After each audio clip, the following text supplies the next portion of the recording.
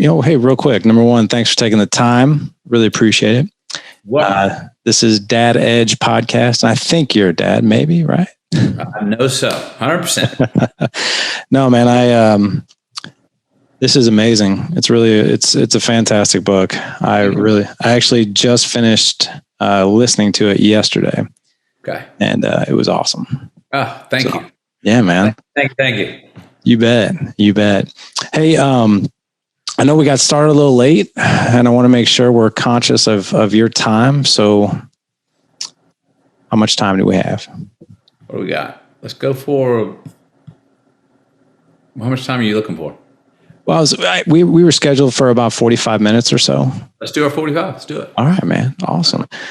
Hey, just real. So Dad Edge, we've been doing this for 6 years, obviously huge crew, audience of fathers out there. And I love your message in here for fathers and your own father and everything in there.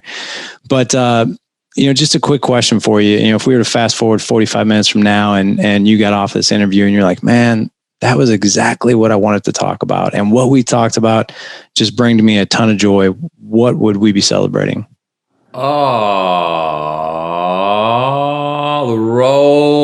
A message that inspired or woke up some people to the definition of what being a dad is. Also, in partial of that, what being a man is. And how both of those are verbs. And obviously that being a dad, and I'll say this again, maybe online if we're not online yet, but any real dad knows that it ain't just about helping make the baby. That don't make you the daddy. That may make you biologically dad, but now the work starts. Exactly right, man. And I know you got 3. I got 4. I got 4 boys. So okay, it's crazy, man. Yeah, it is. All right. Well, let's just dive right in, man. Let's start with some fun questions. How about that? Yep. All right. So talk to us about something that just brings you joy outside of work, just something that brings you to life. I really love seeing, and let me give you an example. My wife threw a birthday party for my 50th a year ago, and I invited friends from all over the world. Most of them did not know each other. And it was a 3-day party. And on the 3rd day, to wake up and come outside of my tent and see 200 of my closest friends, who say 190 didn't know each other before they got there, seeing people have independent relationships, laughing, body language, arms around each other, really is one of the things that makes me really happy. Seeing people that I care about, my loved ones, introducing them to other people in my life and seeing them take on their own individual relationship. I'm out of the picture now. It doesn't even matter if I'm there.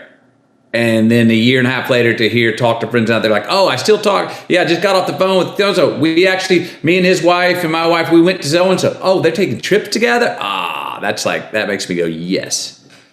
That's cool, man. So just community, just people and knowing that I brought them together for yeah. my own friendships and they made their own friendships independent of me after all I had to do was introduce. That's right. So people happy, not have to make them happy. I like it, man.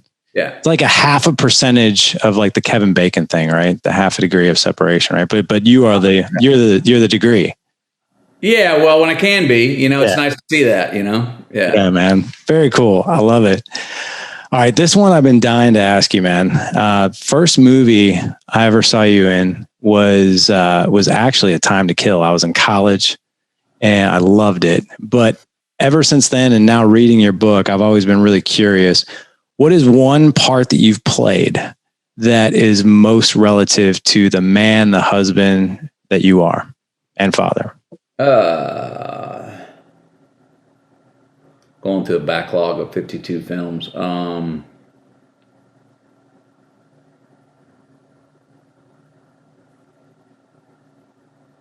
Boy, which one would it be? I mean, that's a good time. It was a good example because you had husbandry and you had fatherhood and you had a man committed to justice in his own mind, even though that brought some possible harm to those he loved. And then he had his cake and ate it too, so to speak, meaning he followed through on his calling with the case, even though doing so was bringing possible harm to his family. And they all bucked up to say, no, carry on. Yes, carry on. In a family, also the mother and child coming together to go, not coming to the father like Jake began to going, will you please get off the case? Them going, hey, we're gonna go through this with you, and it's getting hairy. We're going through this with you. I think maybe as I'm talking about it, I'll stick with that one, because my family, since we had children, has come with me on every job I've ever had. That's harder. That's hard for them, especially my wife. It means we uproot them and take them where dad goes right. to work.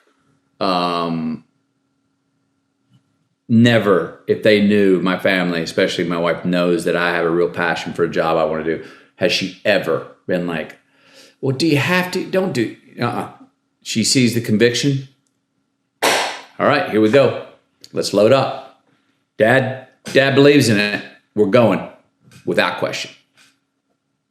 How does that make you feel as a man? I mean, because we live in a world, man, where there's a lot of men out there who just they don't get supported by their wives. They get emasculated. But it sounds like Camilla, man, she is your rock. She is there to support you. Yeah. I mean, I feel fortunate for sure that she came into my life. I feel fortunate that my eyes were clear when she did. Or just hazy enough, which let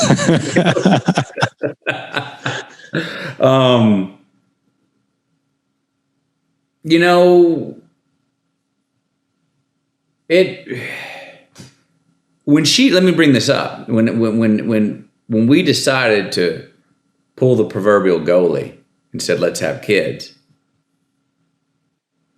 she came to me, put two hands on my shoulders, looked me in the eye and said, look, one condition. You go, we go. We all go, yeah. And I remember in my head, this ear going, oh, geez, wait a minute. When you go to work, Matthew, you're always alone. You live in the trailer by yourself. You just have the dog. You're like single focus. I don't know if you can have the family. As this going in my head, I'm looking at her eyes, and over here I hear this, shut up, nod your head, and say, yes, man. I went, yes, man. And I knew it was the right decision. She was offered to give that support and that commitment to me in my life and work that she knows I love, and also that supports the family. And again, the way she goes about it, it's non-negotiable. She makes me convince her that I love and need to do the project or whatever work it is I'm going to do. She's not an easy sell. If she hears me not being sold myself, she'll be like, nah, I'm not, you haven't convinced me yet, But once I can get across the pure conviction, she's, like I said, 100%. Yep. Okay, here we go. I know that's harder on her. I know in some ways that's harder on the kids. I'll say this. I talked with 3 different older actors who were fathers that were much older than me, who have gone through the life, and I asked them, how did they do it? And all 3 of them said, well, you either choose for your kids, dad or friends. Meaning, if they're coming with you, they're going with dad. If they're not, they're staying home, they're around their friends. And all 3 of them said, I chose friends, meaning I went to work, left my family there, and let my kids be around their friends. And all 3 of them said, if I could do it again, I would have made them choose dad. Because they had lost a connection. And even their kids have come forward and gone, yeah, I mean, I had the friends, but I wish I could have had that relationship with you where we'd have gone. And I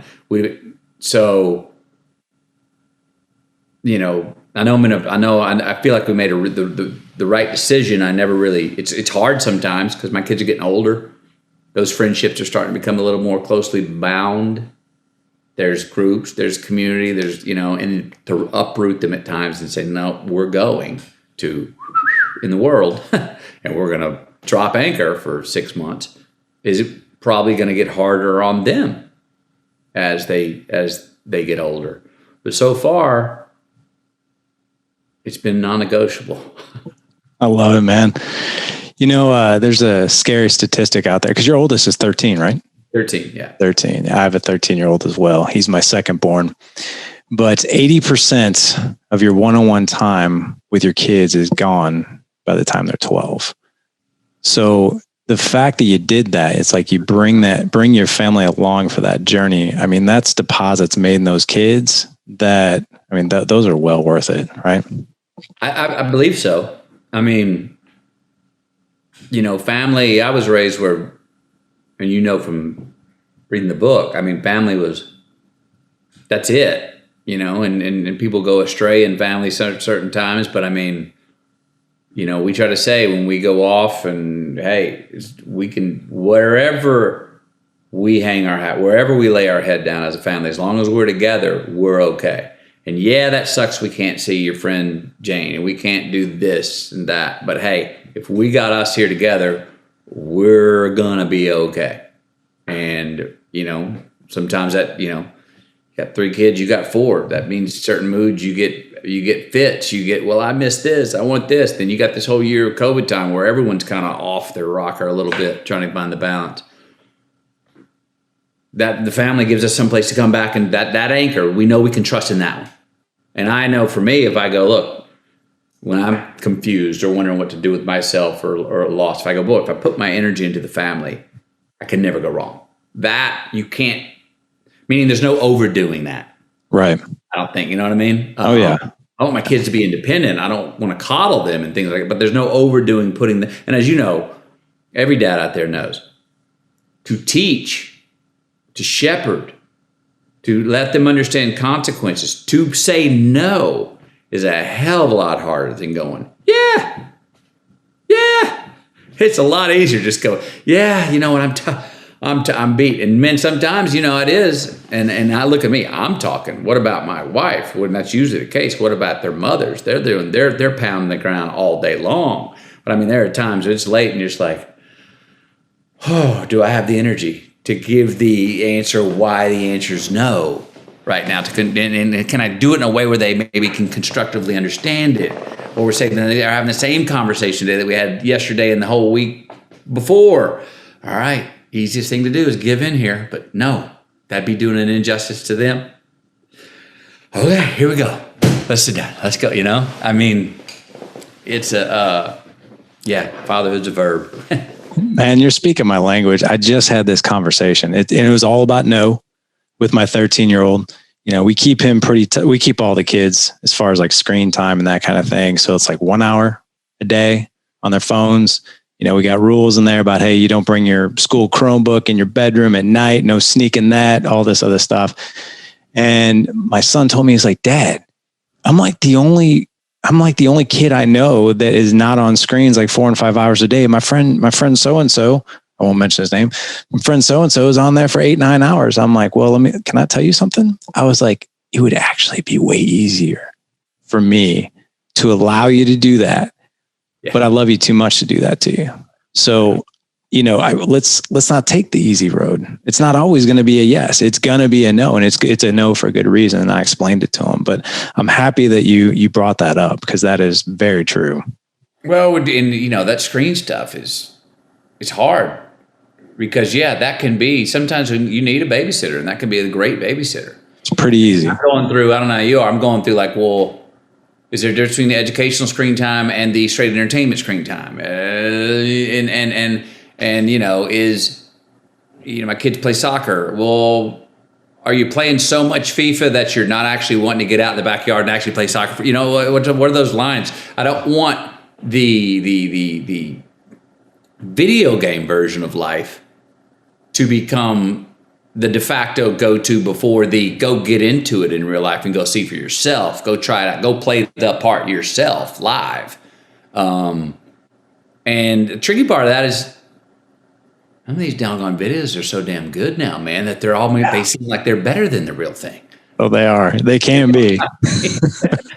And woo! I was joking, man, with another guest. I was like, I think we got outside more because, I'm 45, so I'm not that far behind you, but I remember asteroids, man. You can only blow up rocks with a triangle for so long, and then you just got to be done with it. So yeah, I hear you. But you know, I'm also glad that you brought up your family. So I know you have an older brother, Rooster, which, by the way, that's how we got connected, because one of Rooster's friends from college is a friend of mine. So really? that's how this connection happened. So yeah. And I know you have Patrick. Yep. And then your mom and your dad, and God rest your dad's soul. But 6'4", right? Yeah, when he died, he was closer to 6'2.5", but you know how people shrink a little bit when they get older. Yeah, he's 6'4" in his prime. Right. And I love the story in there about your dad and the triceps. Like you're watching, and by the way, I was obsessed with the Incredible Hulk, Lou Ferrigno. Yes. And I remember that story with the triceps. But you and your dad, man, you had the way you describe him in the book, right? As I'm listening to the book, I'm like, man, this is like a dude I don't think I'd mess with. Like, I don't even think I'd want to step out of line, like, you know, how big he is and that kind of thing. But what are some invaluable life lessons that man taught you? I mean, I remember, you know, our first birds and the bees talk. Meaning I was about 14 and it was hey, let me have a look at you. You know what I mean? And you're at that age, you're starting to think about this, and, you know, you're with the girl, that and the other, and y'all are going to kiss, you know, and he goes, that's going to lead to the next thing. And then he went through those. And I remember him saying this very clearly. He was like, if you ever feel a girl resist, and he goes, it doesn't have to be a verbal no, or if you can feel it in their body. He goes, never go further that night. And he goes, what'll happen is if you like, well, pause. Yeah, okay, then there we go. Let's make sure we're comfortable. Sometimes the girl may go, okay, well, now I want to go further. Don't. He goes, maybe next time you're together, but never that night or that instant. I remember that very clearly and being something that stuck. I remember it word for word. And so that was a version in the birds and bees to a young pubescent becoming adolescent, talking about intimacies with the opposite sex to me. That was, I remember stuck, and it was like, it was all bound, and it led to more things to him talking about respect for women, respect for their place, respect for body, et cetera, et cetera. And it came from him. It was one of those ones that needed to come from him, not mom, you know, to his son. That was one. The others were, and I tell about them in the book, you know, don't say I can't.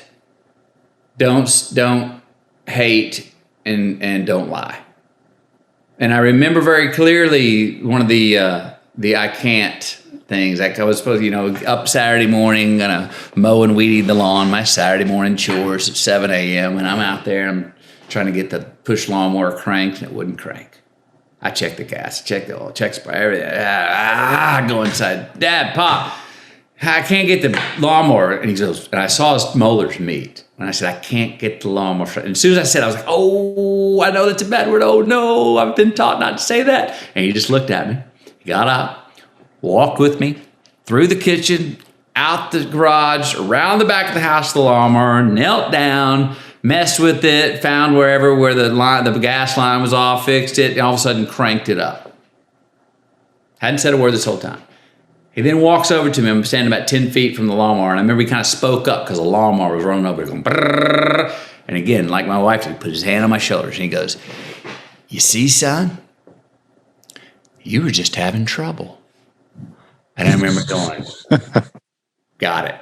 And what the lesson I got from that is, even times in our life where we are unable to do something, we can still seek help. We can still get someone to help us out maybe that does know how to do it. There's a way to figure things out. And that idea of don't say can't, that means you haven't gone down all the avenues of how to get it done, was a really valuable one that I adore that he taught me. Another one was hate. I remember I said, I hate you to my brother. It was at my own birthday party. And he messed with me or something. I said, I hate you. And my mom stopped the party. And I got the belt right there in front of everybody. And I didn't mean I hate you. I had heard some older kids at school saying it. It sounded like it was a cool thing to say. say I hate you, dude. There's like, be making a stance. You know what I mean? Oh boy. I was right there, embarrassed and then the other one, I tell that story about when I lied to him about stealing that pizza, and he gave me 4 chances to tell him the truth. Now, in hindsight, as I think I say this in the book, kiddos out there, if you did something wrong and you get home and the first thing your parent or your dad says is, hey, like for me, it was stealing a pizza. I knew I stole it, but I got home and my dad's first question was, did you pay for the pizza you had tonight? Mm. That means he knows you didn't. Exactly. Everyone remember that up there. But I weaseled my way out of it. And so the antonyms of those 3 words were the values that he instilled in me, that I believe now I understand. That's what he was trying to get you to understand, how to negotiate life. You can believe you're having trouble doing something, but don't ever believe you can't do something. Love, don't hate. Tell the truth, don't lie. So the 3 antonyms of those were like, you're going to need these. You're going to need to have these weapons in your arsenal to go negotiate the world you head into for your own salvation, for your own goodness, for your own health. So when people say like, oh my gosh, today they're like, I can't believe you got whoopings or that was abusive. Like, no, it wasn't abusive. I don't remember the pain of one of the licks. That didn't hurt. What I remember is the lesson that was ingrained in the learning of it. What I remember is the distraught look on my dad's face the 4th time I lied to his face because he knew I was lying. And in his mind, he was going, am I failing as a father? What do I got to do? That's what I remember, is the pain I was causing him. I don't remember the damn lick. That was momentary, and it was over. So that's some of the stuff that don't half-ass it. He told me that when I said I wanted to go to film school instead of law school. Don't half-ass it. I carry that one around in my pocket all the time. That's never out of style. I love that story in your book, and I love the way you describe it, because you called him, told him what you were going to do, and then there was that 5-second pause, and then he says, "Yeah, don't half-ass it." I want to unpack that moment, because I've realized something else in the last couple of years about that moment.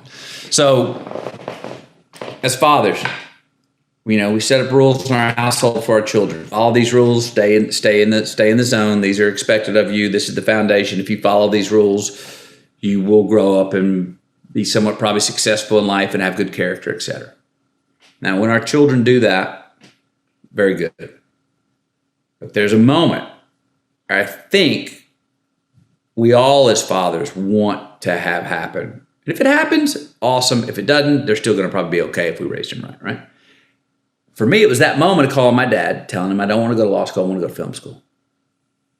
For the very first time, my dad was hearing me come up with a new novel idea that he knew I'd made on my own. And the conversation we had wasn't but 15 seconds. And I said, Dad, I want to go to film school instead of law school. He says, are you sure that's what you want to do? I immediately say, yes, sir. He pauses and then says, don't half-ass it. Now, what I've realized now is that the reason he was able to say don't half-ass it and give me the approval and the freedom and the responsibility and the accountability to go do that, because he heard in my voice that I wasn't asking permission. That you had decided. He heard in my voice that I had decided. Yeah. And inside he was going, yes, you're going your own way and you ain't bluffing me. You're not coming trying to sell it. You've made up your mind on your own. Yeah. Don't half-ass it. It was a great moment. And, in life, I think when children go into their fathers, in the world, entrepreneurs wanting to go their own way. Governments and policies say, you can't do that, Steve Jobs. You can't make an iPad. Well, once you go out and go, no, I'm not asking permission, I'm doing it. The world goes, and our parents go, yes, yes. But I think one of the things is for those out there, just when you want to do it, have your mind made up. Don't come bluffing. Because if us fathers see you bluffing, if my dad would have known I thought I was bluffing that night, he'd have said, what the hell are you talking about? Hell no, you ain't going to do that. You're going to sit there, you're going to go to law. If he'd have heard me bluffing, that's what he would have said, I believe. Yeah, because there was something about, the conviction in your voice that you had made up your mind. You knew exactly what you were going to do. And I think, I only have sons. I know you got 2 boys, you got 1 girl. And my oldest is going to be 15 at the end of this month. And he's starting to make some of these decisions on his own. And I watch him with the way that he'll present, a certain idea, something he's passionate about. Like for instance, he was like, Dad, he's very musically inclined. He's like, I've been playing saxophone for a while. I want to play guitar. And I was like, are you sure you want to play guitar? Because guitars aren't cheap, right? I'll get you a guitar, but you got to hold up your end of the deal. And he's like, I'm sure I want to play guitar. And that kid, man, he has been obsessed with it. But yeah, there's something about seeing your kid very certain about something and like to where they feel it in their soul. And as a father, man, you just got to support them, right? And I know, part of the serendipity of me, my dad was alive 5 days into me in my first acting job, which if you trace it back to me wanting to go to film school was the first move I made, which led to me being an actor, right? So he was alive for 5 days into my first acting job before he passed away. There's great grace in that for me because that actually was the first thing that I ever did that turned out to be a career. That wasn't a fad. That wasn't me going, I remember, Dad, I want to be a skateboarder. Can I get the elbow pads and the knee pads? Man, son, are you sure you want to skateboard? Yes, sir, Dad, I promise I'll practice. Man, are you sure? Yes, sir, I promise. He got me the elbow pads and the knee pads. I skateboarded for a couple months and that was it. Yeah. I talked him into something that was a fad. Right. I talked him into something that was like a whimsy. Well, being able to start something in my life that he was alive for 5 days over that turned out to be a career 30 years later, I'm like, he was alive for me to begin something that I committed to. That was not a fad. And that's one of the biggest things we as fathers, we just want to see in our kids. I do want to take one quick pause because do you want to have some fun for a second? Yeah. I would love to embarrass my wife just a little bit. Okay. Yeah. She just wants to say hello to you. Is that cool? Sure. All right. Jessica, come here. She might run away. I don't know. Hey, Jessica. Oh, I'm too short. Howdy. Hi. These are prescription. I'm not just wearing shades to be cool and rude. They actually are prescription. How are you? Well, you always look cool. So how's that for that? Cool. No, this is my wife, Jessica. Funny thing was, we went to college together. One of the very first movies that we were at together was Time to Kill. We saw it in the movie theater. Okay. Yeah. So kind of cool. Yeah. We, Grisham's last book, Time for Mercy, we're working on a script for that. So that's one of the only roles I ever thought maybe at the right time I could revisit and play Jake Begance again. Oh, That cool. was cool. Yeah. That is Yeah. cool. Yeah. Oh my gosh, how surreal. It's so good to meet you. You're so funny. I know. I'm sorry. How to be giddy. I mean, how do you meet someone who's in the movies? Well, nice to meet you. Nice to meet you. Thank Nice. you. And Yeah, thanks have a for good being on week, the show. My pleasure. All right, let me plug this back in.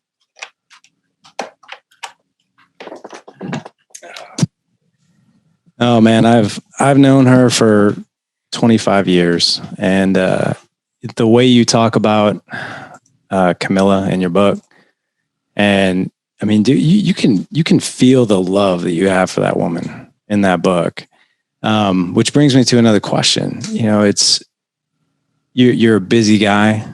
You've got a lot of demands on your time. People want something from you probably every minute of every day. You got 3 kids. How do you go about constantly making your marriage just fresh and new and pursuing her? Good question. And I think I can do better at it than I am. I think we all can. I mean, you know how it is, man. You got 4 kids. Yes. They're 14, about to be 15 and under. Our kids need us. I mean, like if we don't, they can't. They need us for food and shit. And then we, sometimes we're like, well, but my wife's gonna be okay. She, our life can become consumed with being parents and then tending to our career. And then you look up and you're like, oh, this is the 4th day in a row at 9 p.m. Me and my wife said, hey, how you doing? Right. So I try to balance it between, you can do better at pursuing and setting away time, or making sure you get some quiet time in the beginning of the day, some solo time. I go between that and the balance that where I let myself off the hook a little bit, which is like, look, man, this is a season. You're raising kids, it's a season.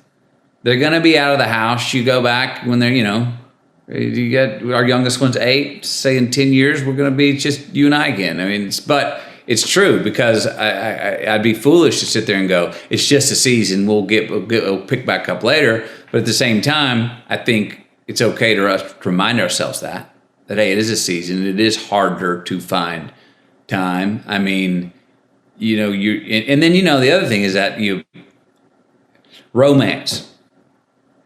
Nobody, especially women, it seems, likes to schedule romance. You know what I mean? You don't want to. Our wives do not want to talk to our assistant about our dinner plans. Can you schedule our dinner plans at that restaurant at 7 p.m. on Friday? You know what I mean? Oh yeah, I know exactly what you mean.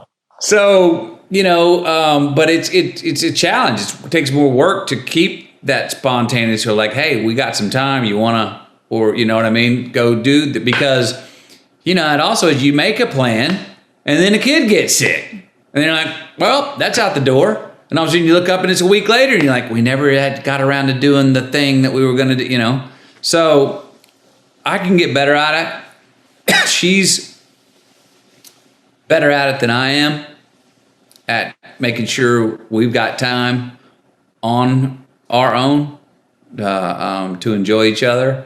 And, but it's constant. It's constant work. And again, it is a season. But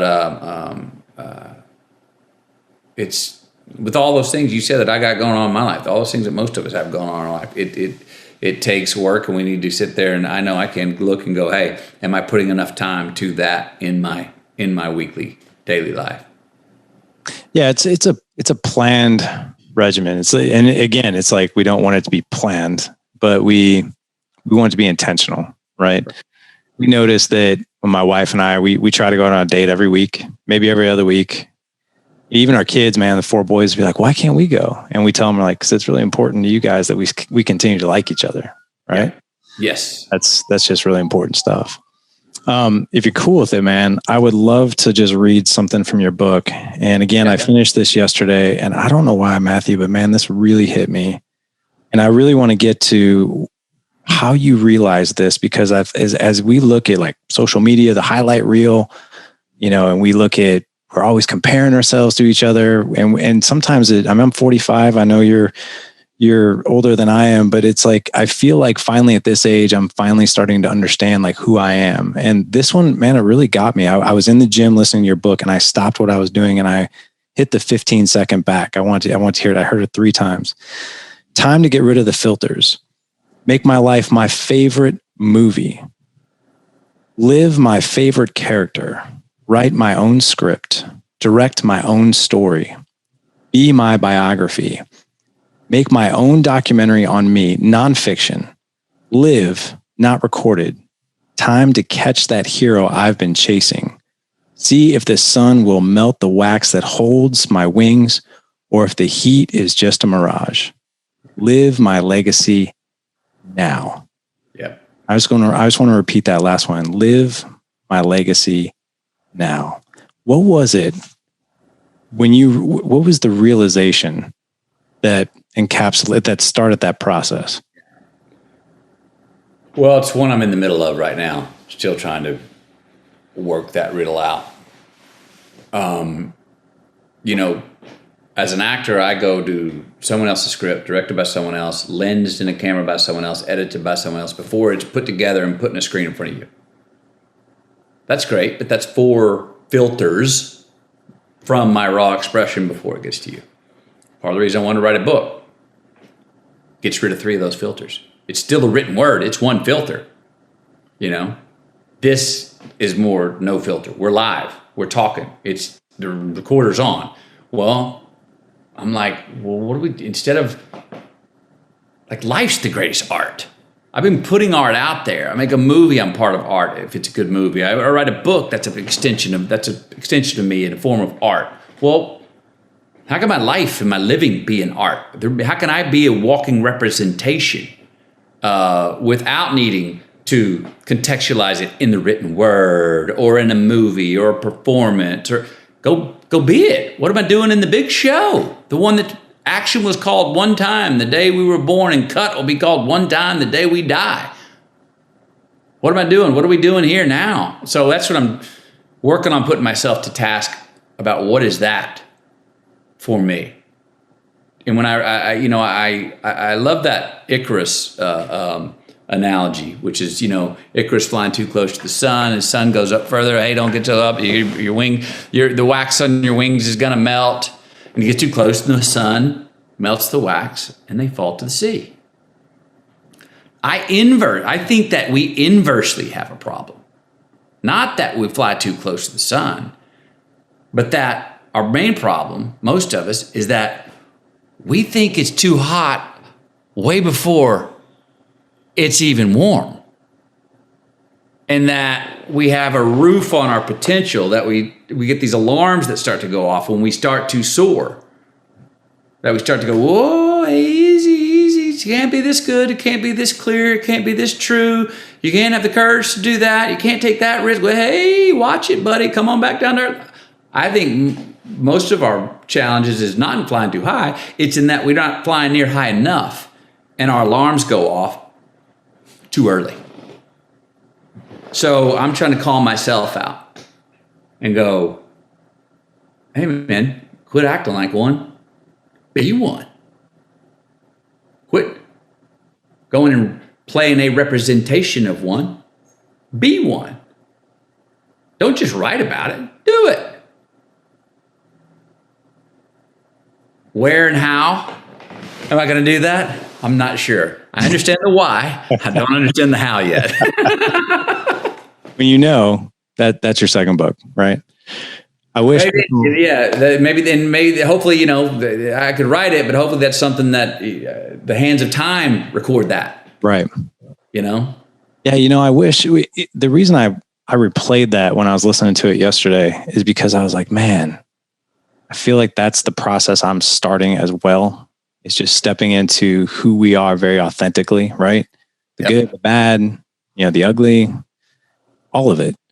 And I wish I would have had that realization when I was younger, like in my 20s, right? That would have been awesome. So it would have been awesome. But then again, no, it wouldn't have been. And you might as well say no, it wouldn't have been, because you can't go back anyway, right? You can't go back. And I don't know if I would have appreciated it as much as I do now. Yeah. Yeah. I hear you on those looking back things. I'm pretty quick, and I got certain things like, I wish I'd have known that then. I've got things, though. How about those things in life that we go, I'm so glad I didn't know then what I know now, because my ignorance is how I thrived in that situation, or my ignorance is how I survived that situation. If I'd have had the knowledge and the wherewithal and context that I know now, I don't think I would have pulled that off. So there's certain things in youth that we can look at it that way as well. I get asked all the time, you got stuff you regret? I can honestly say no, because I just don't. I don't want to be arrogant enough to think that I would go back and would like to rewrite how I got to where I got. Plenty of things I'm like, oh geez, at the time this is a bogey. You just hit this one OB, man. That you screwed up. But looking back at our life, your life from right now, you look back, it's all scientifically connected dot to dot. You know exactly how you got here. Now, in the moment, you're going like, how does this make sense in my story? Yes. But looking back, you go, well, that one sent me over here. And if a guy didn't get sent here, I might not have met her. Or we might not have gone to, it all adds up. The science in the rearview mirror is super cool. The mystery going forward is ooh, wow, what's up? What are we going to do with this? What's going to happen next? Yeah. Yeah. Well, man, number one, I've thoroughly enjoyed this, man. I have one final question for you, and it has to do with your 10 years and the hero 10 years. So you have a 13-year-old, if I'm right, 11 and 9. Is that correct? About to be 13, 11, and 8. Okay. So let's fast forward 10 years from now. Yeah. 23, 21, 18. And as you reflect upon, let's just picture it. You and Camilla, the 3 kids, you guys are having dinner and you're talking about just the amazing things that have happened over the past 10 years. What are you guys celebrating?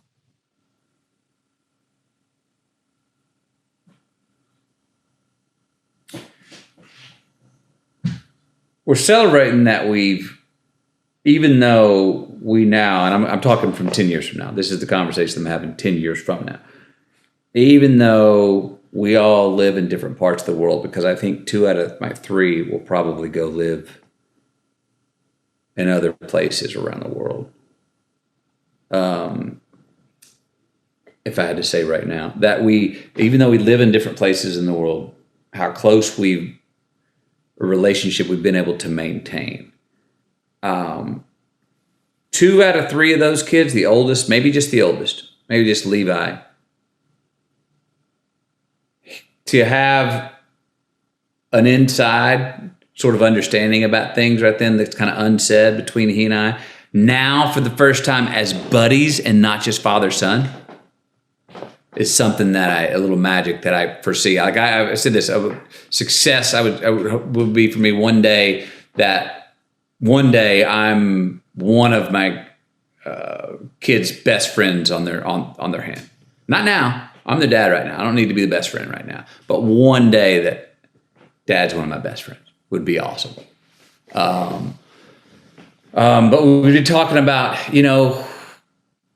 I think there might not just be the 5 of us. I think one of those kids in particular might already have a kid or 2. And then we're going to be telling stories about this last year. Remember that year when we had Mom Mac, their grandmother, and hell, man, as good as she's doing, she's 89 now. She's probably going to be around at 99 too. But if she isn't, we'll remember, I think, looking back at this last year we've had, where their grandmother was with us every single day for a year, maybe even longer now. And that year we bounced around, and then the pandemic came, we scooted out of town to go to a place where we could insulate their grandmother, my mother, and we had the means to do that. And how through all these things, to go back and say what we were talking about earlier, through all these things and all our travels, we stayed really closely connected, and we still got together in person through the years.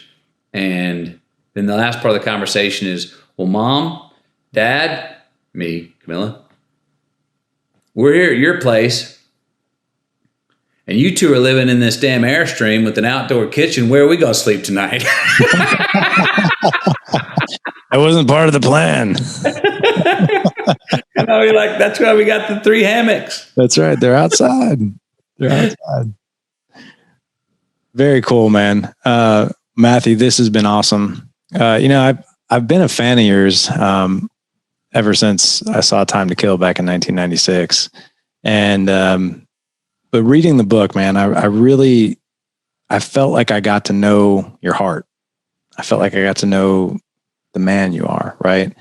And not just the character I see you play in the movie. And I just truly appreciate, and I know a lot of other people do too, that you didn't hold anything. It felt like you didn't hold anything back in this book. And you really just, you gave your heart, your soul, everything in this book. And it's a phenomenal story, my friend. Well, thank you. I did give everything I had to it, and that was part of the task and mostly part of the joy of it. And I'm glad. Thank you for letting me know how it translated to you in your own life. And that's been the coolest thing, putting this out is, it was my story, but I'm hearing how across the board people are going, yeah, but I saw myself in it and had me ask myself my own questions about me and myself and how I can be my more true self. And that makes me really, truly grateful and happy. I'm glad, man. It's like I said, it's a phenomenal book, and it is definitely all right. All right. That's always better than okay. Exactly. It's funny when I was, when I was sharing that I was going to be interviewing you, and they're like, are you going to get him to say all right? And I was like, and this was before I read the book. I was like, I'm not going to do that to him. I was like, he probably is so sick and tired of hearing that. And then I read in the book that it's like those 3 words, that there was a pivotal moment in my career. And I was like, oh, well, cool. Like he likes that. So yeah. It's a callback. Yeah. The first 3 words I ever said on the screen while my dad still was alive, the first thing that was not a hobby in my life that became a career. Your dad would be very proud of you. I'm sure you know that, man. I hope so. I think so. He is. So, well, man, very, very cool. Thank you so much for coming on Dad Edge, man. This was so much fun. And honestly, man, best of luck to you. Can't wait to see all the amazing things you're going to be coming out with. And by the way, my 4 boys, they are incredibly anticipating Sing 2. Christmas. Yeah. We went to go see a movie last night, and we saw the poster, and they were all happy about that. So as were we. We like those animated movies. Well, I had to start making some movies that my kids could watch, man. Everyone kept asking my kids, "What's your favorite movie your dad's done?" And I'm like going, they hadn't been able to see many movies I've done. So right. I had to do something for them. Right. My 7-year-old was he's like, Dad, who are you interviewing? I was like, Buster Moon. Come on. Yeah. Like, oh, cool. Is he? He actually thought like interviewing him. So it's kind of fun. Well, man, thanks again. This was a lot of fun. You're welcome. All right. Good meeting you. You as well. I'll see you down the road, sir. Sounds good. Bye-bye. Yes, sir.